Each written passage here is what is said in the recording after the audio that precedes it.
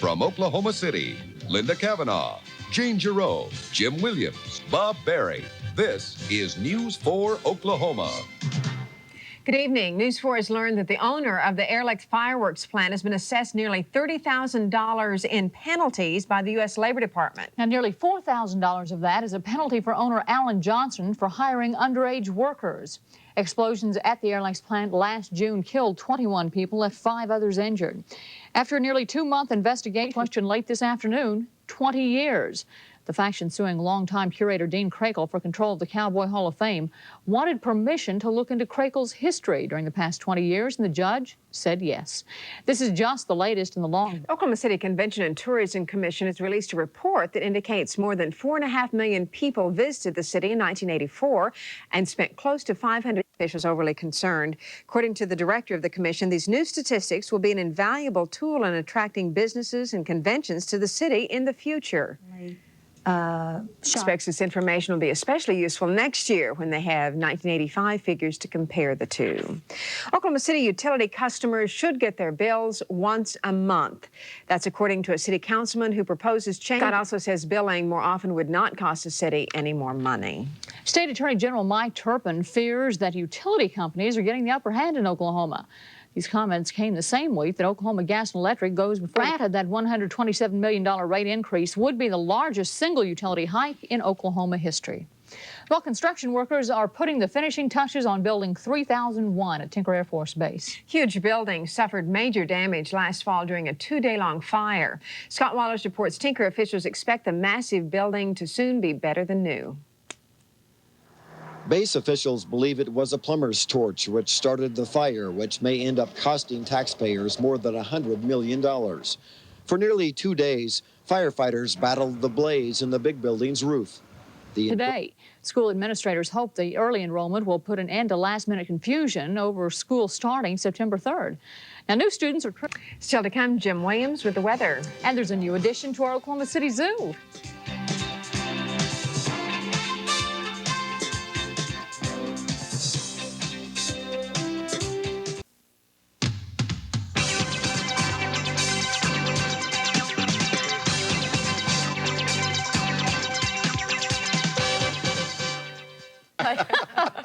Thank you, Jim.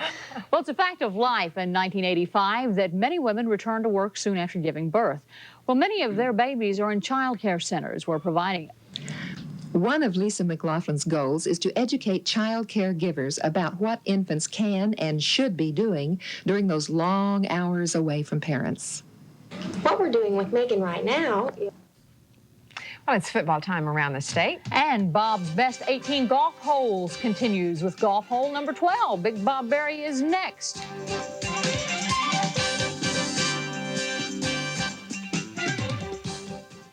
Well, they're talking football already. It's better than golf, huh? No. Did you read that letter in the paper? Yeah, I wish you hadn't written that. The NFL teams are in camp. The newcomers have reported or soon will to college workouts. And today, the high school to practice. There are more than 300 high schools in the state that field a football team. And today through Thursday, 3 days, are devoted to conditioning with no hitting and pads. The pads go on Friday, and the team, a concert following that. Should be a huge crowd on hand. One of the more popular and talented Oklahoma City 89er baseball players in recent years, Oddibe McDowell, will be out of action with the Texas Rangers for a few days because of an ankle he sprained on Sunday. It's nothing serious, but Rangers officials told me today that it is painful, and McDowell will proceed on a day-to-day basis as to when and how. Number 12 at Kicking Bird Golf Course in Edmond, our best number 12 golf hole. Those people who Art Proctor is the pro at Kicking Bird. The number 12 hole I call Golf Down a Hallway. Art talked about the hole. Well, it's 520 yards. It's played into a prevailing south wind. The first 2 shots, Bob, kind of played down. We'll have more on the State Labor Department's report on the employment of minors at the Airchecks plant near Hallett. And a look at local neighborhood groups taking back the streets in a national effort to fight crime. Plus, we'll have details of a special police award being given tonight to an officer who saved a 2-year-old's life. These stories and more at 10. We'll be back with Jim Williams in just a moment. Magazine comes your way this evening right after NBC Nightly News. Tonight, another look at Seattle, Washington, famous for salmon, halibut, and shrimp. You go to Pike's Place Market, where you'll discover a very unique and exciting way to shop for fish, vegetables, fruits, and crafts. That's PM Magazine tonight at 6:30. Now let's check with Jim for the 5-day weather outlook. Jim. Let's take a quick look at radar before we look at that 5-day. We do have a band of showers still in the north-central area of the state, right on down the southwestern corner. One heavy thunderstorm just east of Billings now. This is to continue to move east, but not severe, but probably some heavy rains in it. And over to our east, some scattered, very widely scattered activity there. Well, here's our 5-day forecast. We are expecting rain, as you might guess from this. Showers tomorrow and also on Thursday. The morning low will be cooling off some on Thursday.